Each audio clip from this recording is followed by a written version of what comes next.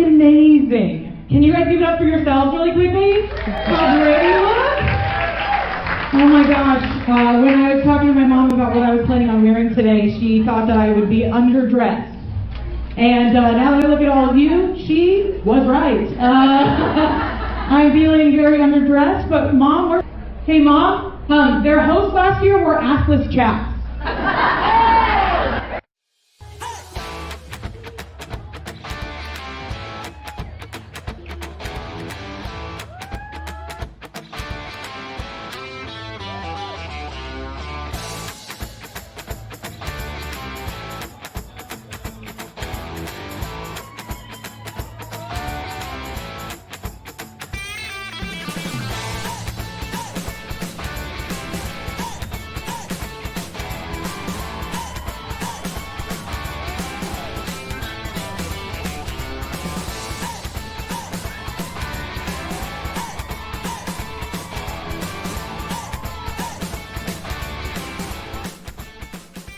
So first of all, I'm going to come up the light. First of all, thank you guys all so much for coming tonight. It's so nice for this night to just get here because it takes us months and months of so many friends and volunteers and our local community to get us here. And it's stressful. There's been a lot of stuff going on, and then today it's just like, okay, I just have to tell myself. Shane and I had a little talk this morning, and I just said, hun, like it's done. There's nothing more I can do. I've done everything. Whatever happens at this point, happens. So let me tell you guys all a little bit of story. My name is Heidi Greedy, for those of you who don't know me. My husband is Shane Greedy.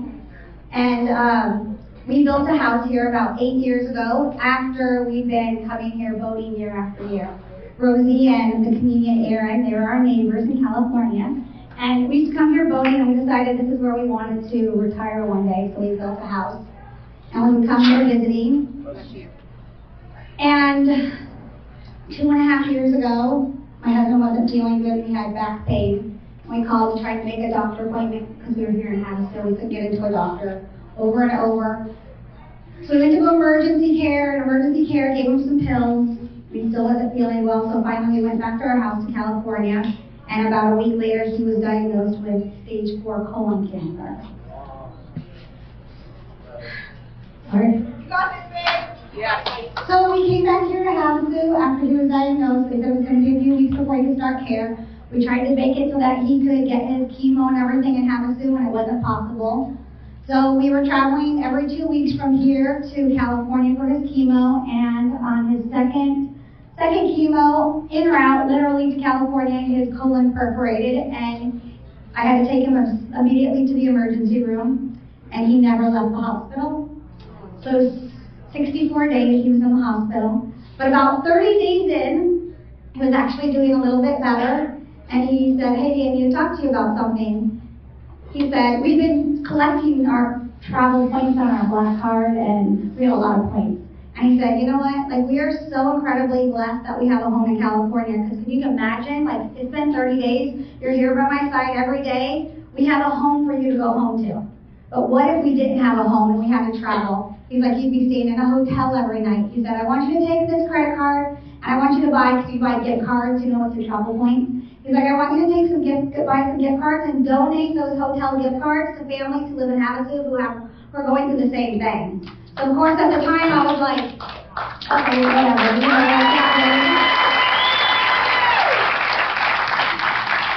so about 30 days after that, I lost him. And I came back here to Havasu. Just to let you all know, I sold my house last year, and I'm a 100% resident here. And I sat down with the kids one night, and I was telling them that story, and I said, you know, we need to do something bigger. We need to start a nonprofit. We need to do something for the people who live here who have to go somewhere else to get care. And I understand the reasons why. I've talked to a lot of doctors in our community. I understand the reason why that we have a lack of medical care, because our population does go up and down. But it's still hard for people who are diagnosed with conditions that they can't get care here.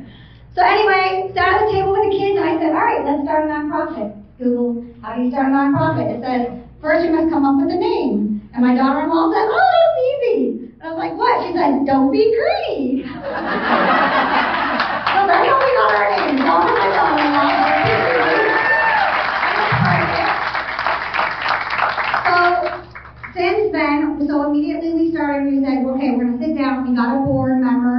We got a board of people from California, some of Shane's friends, some people here. And we do 2 events a year. So we do a poker run in February. The poker run, you go around town, and then the bunker bar, 2 years in a row. And now we just got our 3rd date, February 21st will be our poker run this year.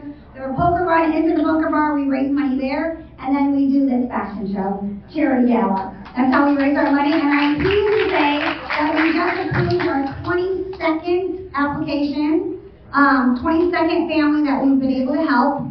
And I'm so happy that last year, because we were so new, all of our recipients that we were helping were obviously sick and going through care. But this year we have an entire table.